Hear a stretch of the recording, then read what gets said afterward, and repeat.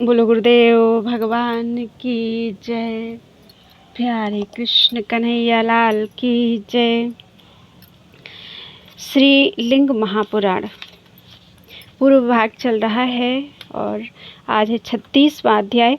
राजा क्षुप द्वारा विष्णु की आराधना, विष्णु द्वारा शिव भक्तों की महिमा का कथन। नंदीश्वर बोले, हे सनत कुमार जी, उन राजा क्षुप की आराधना से प्रसन्न होकर देवताओं तथा दैत्यों से पूजित, हाथों में शंख चक्र गदा पद्म धारण किए हुए, पीत वस्त्र पहने हुए, सभी आभूषणों से सुशोभित एवं मुकुट धारण किए हुए, लक्ष्मी तथा भूमि सहित गरुड़ ध्वज श्रीमान भगवान पुरुषोत्तम ने उन क्षुप को दिव्य दर्शन दिया। दिव्य दर्शन के अनंतर उन गरुड़ ध्वज भगवान विष्णुदेव को प्रणाम करके राजा क्षुप अत्यंत प्रिय वाणी में उनकी स्तुति करने लगे। आप आदि हैं तथा आप आदि रहित भी हैं। आप ही प्रकृति हैं, आप ही जनार्दन हैं, आप ही पुरुष हैं, आप ही जगन्नाथ, आप ही विष्णु तथा आप ही विश्वेश्वर हैं। जो ये पुरुष रूप विश्वमूर्ति पितामह हैं, वे भी आप ही हैं। हे जनार्दन, जो आदि ज्योति है वह आप ही हैं। हे लक्ष्मीकांत, हे भूपते, आप ही परमात्मा तथा आप ही परम धाम हैं। तमोगुण से संलिप्त भगवान रुद्र आपके क्रोध से आविर्भूत हैं तथा आपके ही अनुग्रह से रजोगुण से संपन्न जगत के सृजनकर्ता पितामह ब्रह्मा की उत्पत्ति हुई है। हे कालमूर्ते, हे हरे, हे विष्णु, हे नारायण, हे जगन्मय सत्व गुण युक्त साक्षात पुरुषोत्तम विष्णु भी आपके ही अनुग्रह से अधिष्ठित हैं। हे विश्वमूर्ते, हे महेश्वर, महत पंच महाभूत आदि 5 तन्मात्राएं, 5 कर्मेंद्रियां तथा 5 ज्ञानेंद्रियां एवं मन, ये सब आपके ही द्वारा अधिष्ठित हैं। हे महादेव, हे जगन्नाथ, हे पितामह, हे जगतगुरु, हे देव देवेश, हे परमेश्वर, आप प्रसन्न होइए, प्रसन्न होइए। हे शरणागत को शरण प्रदान करने वाले जगन्नाथ, हे वैकुंठ, हे सौर्य, हे सर्वज्ञ, हे वासुदेव, हे महाभुज, आप प्रसन्न होइए। हे संकर्षण, हे महाभाग, हे प्रद्युम्न, हे पुरुषोत्तम, हे अनिरुद्ध, हे महाविष्णु, हे विष्णु, आपको सदा नमस्कार है। हे विष्णु, हजारों फणों से युक्त तमोमूर्ति स्वरूप पृथ्वी को धारण करने वाले ऐश्वर्य संपन्न शेषनांग आपके दिव्य तथा अव्यक्त आसन के रूप में अधिष्ठित हैं। हे देवेश, हे सुव्रत, इस आसन के नीचे पाद के रूप में साक्षात धर्म, ज्ञान, वैराग्य तथा ऐश्वर्य विराजमान हैं। हे विभो, 7 पाताल आपके चरण रूप में, पृथ्वी जांग रूप में, 7 समुद्र वस्त्र के रूप में, दिशाएं विशाल भुजाओं के रूप में, अंतरिक्ष मस्तक के रूप में, आकाश नाभि के रूप में, वायु नासिका के रूप में, दोनों नेत्र सूर्य चंद्र के रूप में, बाल मेघों के रूप में तथा नक्षत्र तारे और संपूर्ण गगन मंडल आपके गले के आभूषण के रूप में अधिष्ठित हैं। आप पुरुषोत्तम हैं और परम पूज्य हैं। आप देव देवेश्वर की मैं स्तुति किस प्रकार करूं? आपके विषय में जैसा सुना तथा कहा गया है उसी दिव्य भाव को मैंने श्रद्धा पूर्वक स्तुति रूप में कह दिया। हे ईश, हे नारायण, मेरी अभिलाषा के लिए मुझे क्षमा कीजिए। आपको नमस्कार है।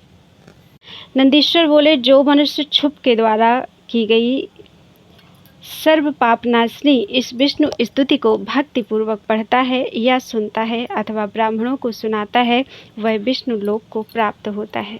इस प्रकार इंद्र आदि के द्वारा स्तुत किए जाने वाले अपराजेय परमेश्वर विष्णु की भक्ति पूर्वक स्तुति करके, उनके चरणों में मस्तक झुकाकर प्रणाम करके, उनकी ओर कातर दृष्टि से देखते हुए क्षुप ने कहा। राजा बोले, हे भगवान, दधीच नाम से लोक प्रसिद्ध एक धर्मज्ञ तथा विनीत आत्मा वाले ब्राह्मण हैं, जो पहले मेरे मित्र थे। शिव जी की आराधना में सदा तत्पर रहने के कारण उनकी कृपा से वे सभी अवध्य हैं। हे देवेश, हे विष्णु, हे जगतपते, उन्होंने सभा में मेरा तिरस्कार करते हुए अपने बाएं पैर से मेरे सिर पर प्रहार कर दिया और उन मदोन्मत्त ने कहा कि मैं किसी से भी नहीं डरता हूँ। हे जगदीश्वर, मैं उन विप्र दधीच को जीतना चाहता हूँ। हे जनार्दन, मैं उन्हें जिस भी तरह से जीत सकूँ, आप वैसा उपाय कीजिए। नंदीश्वर बोले, इस प्रकार उन विष्णु ने भी महात्मा दधीच के अवध्यत्व को जानकर तथा भगवान शिव के अतुलित प्रभाव का स्मरण करके ब्रह्मा की छींक से उत्पन्न क्षुप से कहा। हे राजेंद्र, महेश्वर की भक्ति को प्राप्त विप्रों को किसी प्रकार का भय नहीं रहता है। हे राजन, विशेष रूप से रुद्र के भक्त सर्वदा भय से मुक्त रहते हैं, चाहे वे परम नीच ही क्यों न हो। फिर इन दधीच मुनि की तो बात ही क्या है। हे महाभाग, हे भूपते, अगर अतः अब आपके विजय की आशा नहीं है, देवताओं सहित अपने को शापित होने के लिए मैं अब विप्र दधीचि को क्रोधित करूंगा। हे राजेंद्र, उनके शाप से दक्ष के यज्ञ में सभी देवताओं सहित मेरा विनाश होगा और पुनः उत्थान होगा। हे भूपते, हे राजेंद्र, समस्त देवताओं सहित मैं विप्रेंद्र दधीच मुनि से आपकी विजय के लिए पूरे मन से प्रयास करूंगा।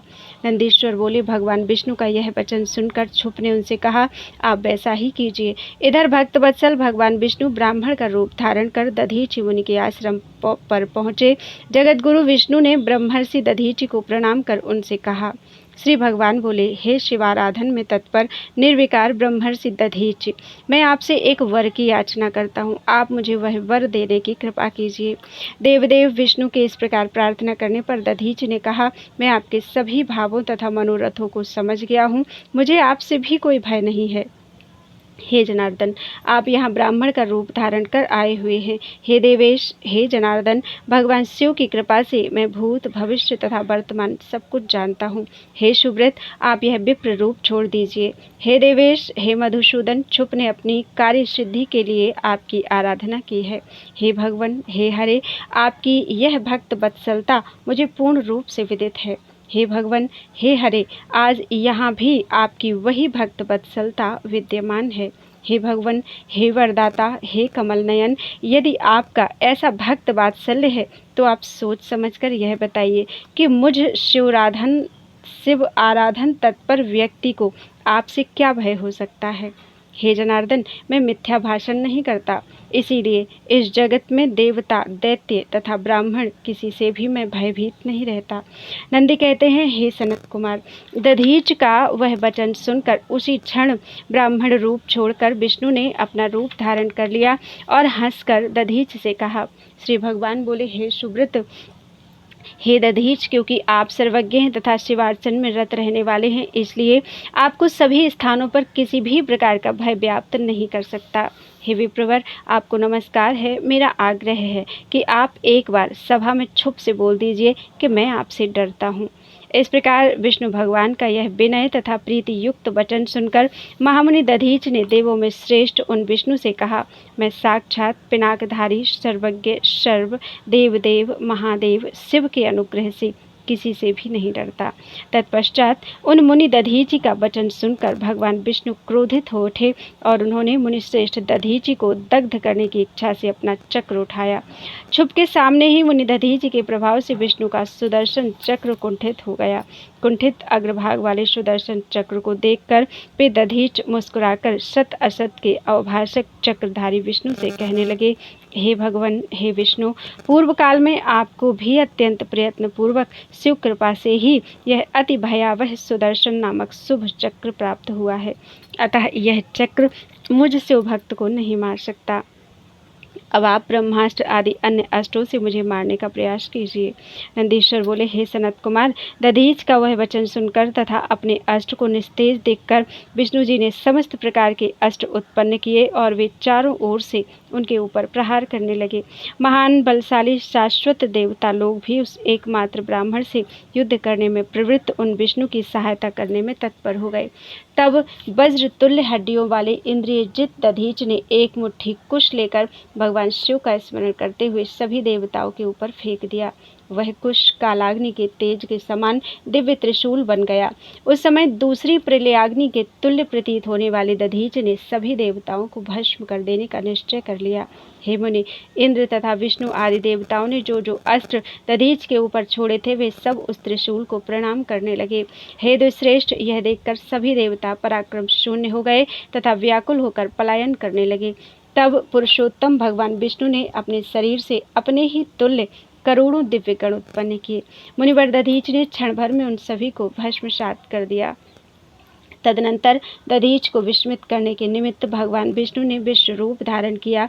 विप्रेंद्र दधीच ने उन विष्णु के शरीर में साक्षात देवताओं के पृथक पृथक गणों को देखा। उस समय विश्वमूर्ति विष्णु के शरीर में करोड़ों रुद्र गण तथा करोड़ों ब्रह्मांड विद्यमान थे। तब च्यवन पुत्र महामुनि दधीच वह सब कुछ देखकर विस्मित हो गए और वे विश्व रूप धारण किए हुए उन जगतपति लोक व्याप्त ऐश्वर्य संपन्न विष्णु के ऊपर जल का छींटा मारकर उनसे कहने लगे, हे महाबाहो, माया का परित्याग कीजिए। हे माधव, पदार्थों की भ्रमात्मक सत्ता पर विचार करने से प्रतीत होता है कि इस माया के हजारों प्रकार के दुर्विज्ञेय क्रियाकलाप हुआ करते हैं। हे अनिंद्य, अब आप अपने सहित ब्रह्मा, रुद्र तथा संपूर्ण जगत को मुझ में देखिए। इसके लिए मैं आपको दिव्य दृष्टि प्रदान करता हूँ। ऐसा कहकर मुनि दधीच ने अपने शरीर में उन्हें संपूर्ण जगत दिखा दिया और फिर सभी देवताओं तथा विश्व के रचयिता भगवान विष्णु से उन्होंने कहा, हे प्रभु, हे विष्णु, इस माया से अथवा मंत्र शक्ति से अथवा पदार्थ शक्ति से अथवा ध्यान शक्ति से क्या लाभ? अतएव इस माया को छोड़कर आप मेरे साथ यत्न पूर्वक युद्ध कीजिए। उन दधीच का यह वचन सुनकर तथा उनका अद्भुत प्रभाव देखकर देवगण व्याकुल होकर पुनः भागने लगे। तदनंतर जगतगुरु ब्रह्मा जी ने उन निश्चेष्ट भगवान विष्णु को युद्ध करने से रोका। इसके बाद उन ब्रह्मा जी का वचन सुनकर दधीच से पराजित हुए भगवान विष्णु उन महामुनि को प्रणाम करके अपने लोक को चले गए।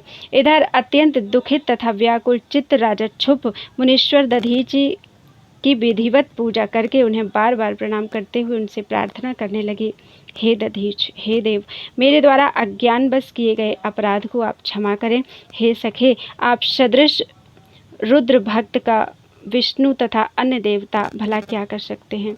हे द्विज, आप प्रसन्न हो जाइए। हे भक्तों में श्रेष्ठ, मुझ सदृश दुर्जन तथा अधम क्षत्रियों के लिए परमेश्वर महादेव की भक्ति अत्यंत दुर्लभ है। तपस्वियों में श्रेष्ठ मुनीश्वर दधीच ने राजा क्षुप की वाणी सुनकर उसके ऊपर अनुग्रह कर दिया तथा श्रेष्ठ देवताओं को शाप दे दिया कि विष्णुदेव, इंद्र एवं मुनीश्वरों सहित सभी देवता महान आत्मा वाले दक्ष प्रजापति के पवित्र यज्ञ में रुद्र की कोपाग्नि में दग्ध हो जाएं।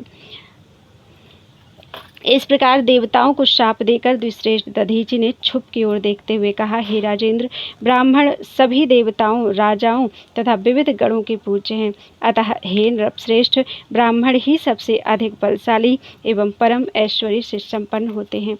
ऐसा कहकर महातेजस्वी मुनि दधीच अपने कुटी में चले गए तथा राजा क्षुप दधीच को प्रणाम कर अपने घर को प्रस्थित हुए।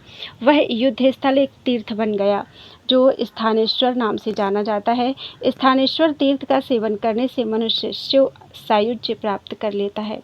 नंदीश्वर बोले, हे महामुनि सनत कुमार, यह मैंने आपसे संक्षेप में क्षुप दधीच के विवाद और दधीच तथा भगवान शिव के प्रभाव का वर्णन किया है। जो मनुष्य क्षुप तथा दधीच के इस दिव्य विवाद का पठन करता है वह अपमृत्यु को जीत कर देह का अंत होने के अनंतर ब्रह्मलोक को प्रस्थान करता है। जो कोई भी इसका पाठ करके युद्ध स्थल में प्रवेश करता है उसे मृत्यु के किसी प्रकार का भय नहीं रहता और वह संग्राम में सदा विजेता सिद्ध होता है। इस प्रकार से लिंग महापुराण के अंतर्गत पूर्व भाग में क्षुप दधीच संवाद नामक 36वां अध्याय पूर्ण हुआ। बोलो वृंदावन बिहारी लाल की जय। त्वदीयं वस्तु गोविंदम तुभ्यमेव समर्पयेत्।